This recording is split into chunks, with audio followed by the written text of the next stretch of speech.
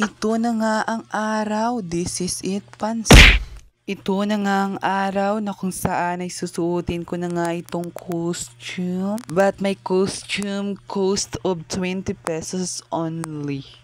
By the way, for today's video nga ay papunta na nga ako sa school. Dala-dala ko nga ang aking costume. Paano ko ba sisimulan? Sige nga, serious na serious. Alas 7 na nga ng umaga and papunta nga po kami sa school. Naglalakad po kami kasama nga ko nga po ang aking kaklase. At sa mga oras ngayon po ay napakahiya talaga.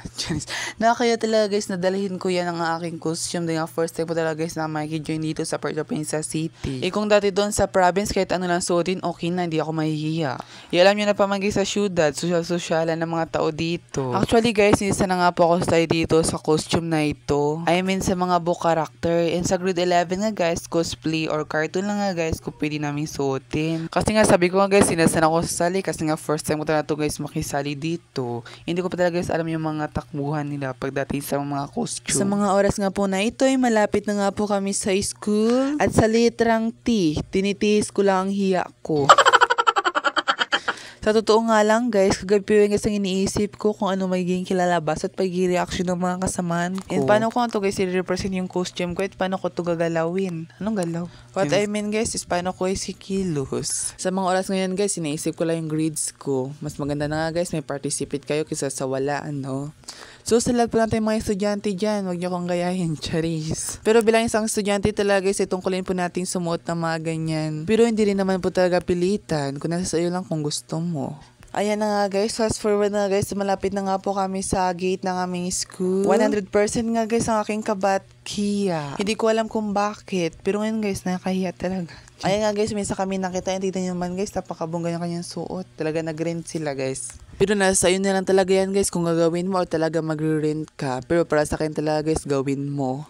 Kasi guys, alam niyo naman na damar po natin ginagawa yung mga bagay-bagay na muna po tayong marami na didiscover. Nakita nyo naman nga siguro guys yung aking last video. Na hindi ko talaga guys alam yung aking susuotin. Pinag-isipan ko pa nga guys ng 5 oras. Actually guys, nakaraan pa to. 2 linggo na to guys bago sinabi sa amin. Ang kaso nga guys, nagre-review kami para sa aming second quarter exam. Pero siguro guys, kung maraming oras talaga to guys, pinagandahan ko at pinabongga ko kahit DIY lang. Pero okay na to, ang mahalaga mayroon tayo at may grades na yan. Sa mga oras nga na yan guys, kinakabahan na ako. Nakakamiss lang nga guys sa last school namin kasi napaka-steady guys yung mga program na ganito sa amin. Kahit maliit lang mga estudyante doon. Dito talaga guys sa city, marami ka talagang makikita. At isa pa, marami ka talagang makikita mga iba't ibang susuotin nila. Fast forward nga po mga kaibigan, naakit nga po muna kami sa aming classroom. Andun nga po sa 4th floor. At sa mga oras ngayon guys, nagtataka pa rin ako, Charis. Papunta na kami. Magkanda, nag-vlog kami. Guys, sumabay na po kami ngayon na mag-live. Siya guys, si Joy. Si ano? Sino ba? Uy, babala sa'yo na kita sila po na ano niya. Okay, si Para sa mga pencil.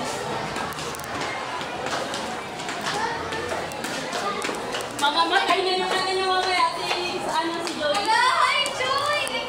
fast forward nga po mga kaibigan at nandito na nga po kami sa pilahan. Yun nga guys, magkakaroon nga po kami ng red carpet. Chari! Pipila po talaga kami guys, maglalakad nga po kami talaga sa red carpet. Sa mga oras nga na ito guys, namumulblima pa rin ako kung paano guys ako makakalakad. Kung bakit hindi ko nga guys sa pag-isipan. Kung bakit hindi ko nga guys sa pag-isipan nabutasan yung mata ni Inger. Oti, ano nang gagawin natin ngayon? So for today's video nga guys, ayun na nga guys, nagsisimulan na guys ang red carpet. Siyempre nga guys, mauna guys yung junior high school na papunta po doon sa red carpet.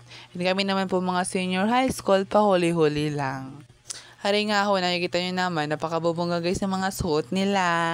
So ganito pala dito no sa city. Basta't may pera ka na, lahat kaya-kayang bilhin. Pero ako kasi guys, kung ano guys natutunan ko sa province, dala ko rin yan guys dito sa city. Kasi hindi natin guys kailangang ikahiya guys kung saan tayo nanggaling. By the way, ito na nga guys, nagsisimula na guys sa aking problem. Hindi ako guys makakita. Sabi ko lang nga guys, whatever happen, mangyayari to. mangyayari to, maging success guys. Sa mga araw na yan nga guys, madaming nag-hi sa akin. Hindi ko din guys sila mapansin dahil nga, alam niyo naman, hindi nga ako guys makakita. Nagsisimula na nga guys ang aming mini program andyan at pinapakita nga guys ang aming mga costume. Yun nga guys, by grade level nga guys, pumili guys kami ng top 10 na kung sino guys may pinakamagandang costume. May siya nga po guys ang magrarampa sa harap. Pero hindi nga guys tayo napili, kaya guys okay lang yun at ang mahalaga tayo guys yung nag-participate tayo. And mahalaga na yun guys. At ayan nga mga kaibigan, nakikita nga po namin na nirarampa na nga po nila ang nilang suot-suot at nire-represent na karakter. At kahit nga po ang aming principal din namin guys, in-expect na ganito kaganda yung kanila mga suot. And choose din nila talaga to. Napakasaya lang nga tignan guys, dahil nga pinag-i-effortan nila talaga yung mga ganitong activity. Masarap lang guys sa feeling talaga nag-i-enjoy guys ang bawat estudyante sa mga ganitong activity ay nabubus ang kanilang skills and confidence. Dahil nga guys, napakalaking tulong din guys yung mga program na ganito sa mga school kasi kahit pa paano guys, nabubos po natin yung confidence. Ayun nga guys, marami pa po guys silang program dito. Meron pa nga pong mini vlog, spelling bee, quiz bee, and meron pa pong storytelling. And yan nga guys, meron din po ditong pageant para po sa ating Mr. and Miss Reading Month 2024. Yan nga guys, ang aming nagre-represent sa grade 11. Napaka-energetic nila guys, and napakasaya talaga guys nila. Ang saya lang guys sa mata, nakikita nilang super energetic nila, and super competitive, and ang saya talaga nila guys, gina-enjoy talaga nila kung anong ginagawa nila. Hanggang dito na nga lang po aking video. Maraming salamat sa inyong papanood.